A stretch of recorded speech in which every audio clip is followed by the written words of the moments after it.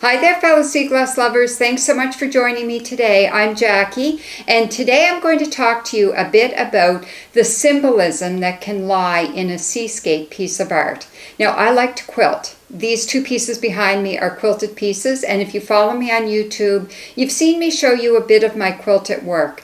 I will put a link to my playlist that has all of my quilted videos, or my videos that involve quilting, in it if you want to take a closer look at my quilting. But today I'm going to show you this quilted piece. This is a fairly large seascape. It is 22 inches by 32 inches. And today I'm going to talk to you about some of the symbolism that I've put into this piece. This is a piece of art I'm doing for a person who's a therapist. And let's face it, we can find a lot of therapy when we go to the beach. So I'm putting a fair amount into this one because this person wants it to hang on their wall in their office. And I think it can offer some peace and tranquility to some of the clients that this person sees. So I'll talk to you a bit about that and show you how I use some of my sea glass and some of my sea treasures to embellish a piece of quilted art.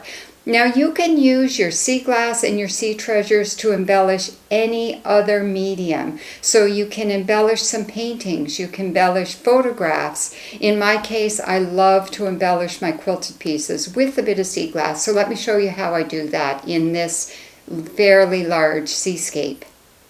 So like any good seascape, this piece has the beach, the water, the sky. And I like to put a bit of a cape in here. To me, the cape represents solid ground. So you can always find a bit of solid ground to stand on when you're having a tough time. The other thing I wanted to do here is I put a mariner's compass up here in the sky.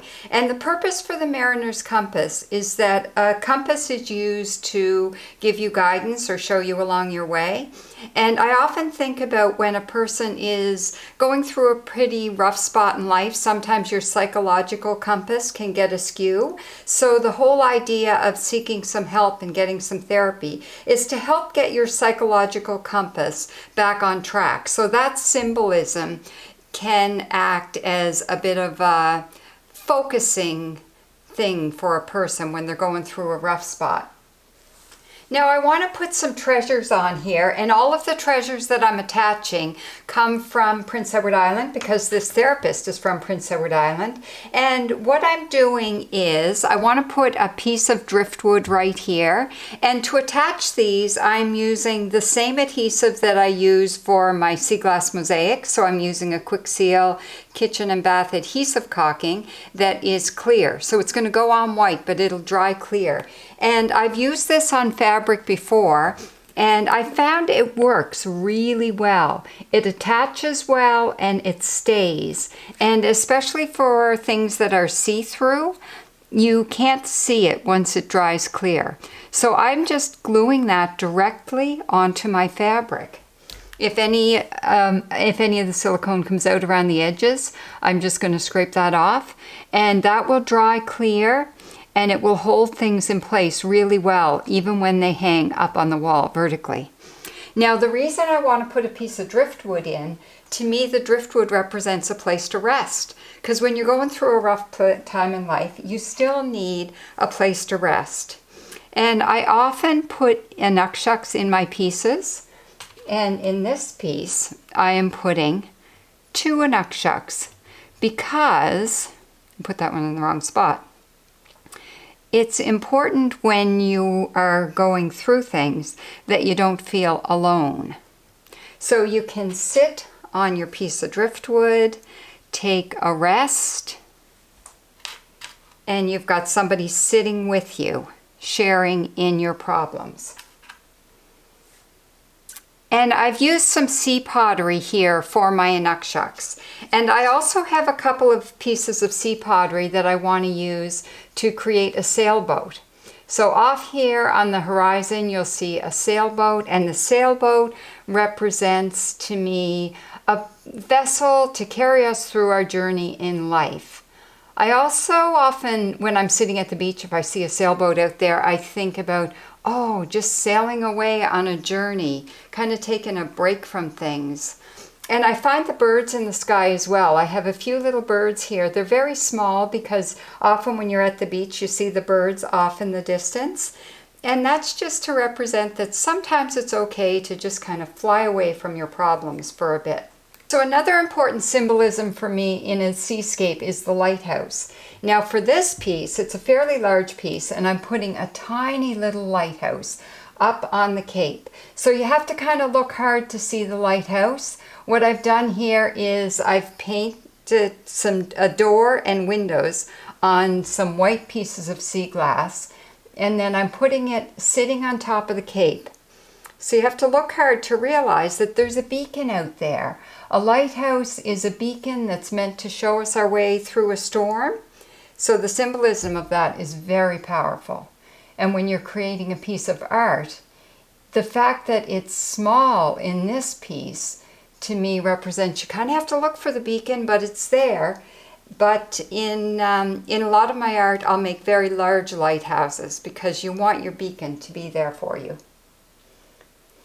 And then, of course, I have a collection of shells, and all of these come from a PEI beach, so I'm hoping that the person who owns this, the therapist, will recognize these shells because they're from PEI. And I'm going to put a bunch of things like that in here.